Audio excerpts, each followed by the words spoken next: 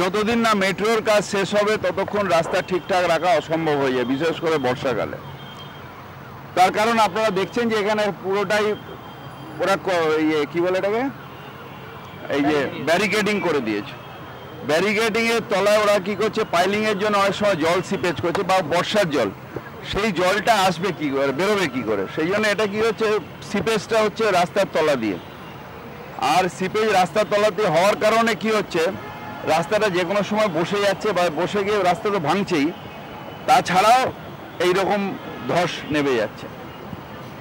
আমরা তাই এখন ঠিক করেছি যে মেট্রো রেলের সাথে এক্ষুনি আমি জিএমকে ডাকবো যে আপনারা বর্ষাকালে অন্তত কাজ বন্ধ রাখুন, নাহলে ব্যারিকেডগুলো তুলে দিন, যাতে জলটা নর্মালি রাস্তার ওপর দিয়ে বেরিয়ে আসতে পারে। রাস্তার তলা দিয়ে জলটা যাচ্ছে, গিয়ে এরকমভাবে ধস নেমে যাচ্ছে।